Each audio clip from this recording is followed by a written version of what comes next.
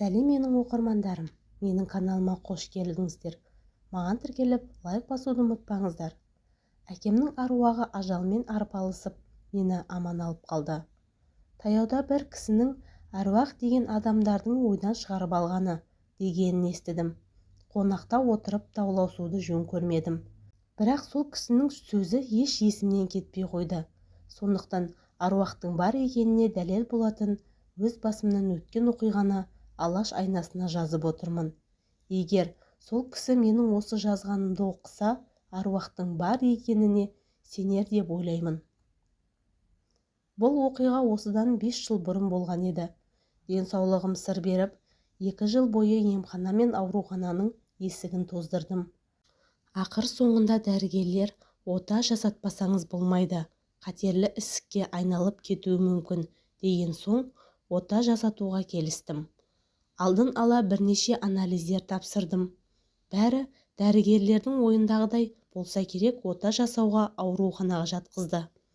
Ауруханада 3 күн болып, тағы да қосымша тексеруден өттім. 3 күннен соң кешкілікте дәрігерлер келіп, ертең ота жасаймыз, ештеңеден қорықпаңыз, бәрі жақсы болады деп ескертіп кетті. Дәрігердің айтуынша, бұл аса ауыр ота емес. Ұзап барса 1,5-2 сағатқа созылуы мүмкін. Ота жасайтын күннің алдындағы түні түс көрдім. Түсімде маған ота жасалыпты. Аурухана палатасындағы төсекте жалғыз жатырмын. Маңайымда ешкім жоқ. Мұндағылар қайда кеткен деп ойлаймын. Тысқа шықпақ болып орнымнан тұрдым. Алдымда 2 есік тұр. Қайсысы тысқа шығатын есік екенін ажырата алмай бөгеліп қалдым. Есіктерге жұқа перде тұтылған екен. Қарасам, бірінші есіктің арғы жағында қара киінген, бет-аузы тұмшаланған біреу тұр. Ал екінші есіктің арғы жағында ақ киімді, ақ сақалды кісі тұр. Ол ана қара киген адамға байқатпай, маған қарай кел дейтін сияқты. Ақ киген кісіге бармақ болып, бірінші есіктің тұсынан өте бергенде қара киінген кісі қолымнан шап беріп ұстай алды да өзіне қарай тартқылай бастады. Байқаймын, есіктің арғы жағы құз. Қара киінген кісі жіберер емес. Есіктен сүйреп шығарып, құзға құлатпақ. Қарсылық көрсетуге шамам келер емес. Енді сәл болса құздан құлаймын. Құладым-ау деген сәтте, екінші есіктің арғы жағында тұрған ақ киімді кісі жүгіріп келіп, мені екінші қолымнан ұстай алды. Екеуі екі жаққа қарай тартқылап жатыр. Оянып кеттім. Таң атып қалыпты. Қара терге түсіп жатыр екем. Өз түсімнен өзім шошындым. Бірден басыма жаман ой келді. Мына отадан аман қалу қалмауым белгісізі деп жордым. Сағат 9-да ота жасайтын бөлмеге алып барды. Соңғы есімде қалғаны бетімді тұмшалап бір аппараттар кигізіп жатқаны. Одан кейін көз алдымда тұманданып ұйықтап кеттім.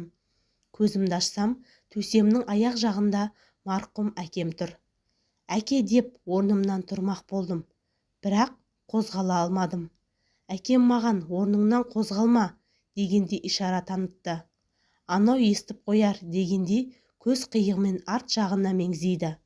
Қарасам, әкемнің арғы жағында есіктен сығалап, түнде түсімде көрген еңгезердей қара киімді кісі тұр. Әкем қалықтап ұшып жүрген секілді. Сырғып барып есікті жаппақ болды. Бірақ әлгі қара киімді жалма-жан есікті жабысып итеріп ішке кірмек болып жатыр. Мен әкеме көмектесейін деп орнымнан тұрмақ болдым. Бірақ тұра алмаймын. Бір кезде қара киімді еңгезердей кісі әкемді ысырып ішке кірді. Көздегені мен секілді. Бірақ әкем оны мен жатқан төсекке жібермей алысып жүр.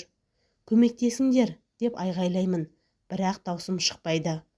Әкем мен қара киімді кісі әлі алысып жүр. Қанша алысқандарын білмеймін, әйтеуір әкем шаршаған сияқты. Бір кезде қара киімді әкемді буындыра бастады. Бір кезде маған қарап, қазір менің соңымнан ермесең, әкеңді өлтіремін деді. Мен әлгіге жалынып, жарайды, тек әкемді өлтірме, босат деп жалынып жатырмын. Ол әкемді босатты да мені қолымнан жетектеп есікке қарай беттеді. Әкем әлі де есін толық жия алмай жатса да, тоқта, оған ерме, кейін қайт, деп айғайлайды. Ол кезде біз есікке жеткенбіз. Есіктен қарасам, арғы жақ құс. Әлгі қара киімді кісі мені қолымнан ұстап, төмен қарай секірді. Сол кезде әкем тоқта деп секіріп келіп мені ұстап қалды да, қара киімді кісі құздан төмен құлап бара жатты. Көзімді ашсам, аурухана палатасында жатырмын. Жанымда інімнің әйелі отыр. Көзімді ашқанымды көріп, ол, оянды, деп айқайлап, дәлізге шығып кетті. Артынша қайта кірді.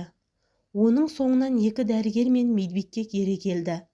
Келе сала дәрігерлер тамырымның соғысын тексеріп жатыр. Бірі сөзге тартып, өзімді қалай сезініп жатқанымды сұрап жатыр.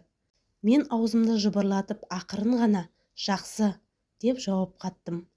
Менің сөйлегенді естіген соң дәрігерлердің жүзіне күлкі үйірілді. Медбикеге бірдеңелерді тапсырып жатты. Ал келінім болса, ебіл-дебіл жылап жүр. Ота жасар алдында көрген түсім дәл келіпті. Кейін білдім, отадан кейін мен 9 сағат оянбай, өлім мен өмір арасында жатыппын. Ауруханадан шыққан соң Алла жолына ас беріп, үйге молда шақыртып Құран оқыттым. Сол кезде өлім мен өмір арасында жатқан кезде көргенімді айтып бердім. Молда, Алла қолдап әкеңіздің аруағы сізді ажалдан арашалап қалған екен, дейді. Қайран әкем, о дүниеде жатса да, мені аман алып қалу үшін 9 сағат бойы ажалмен алысқан екен ау.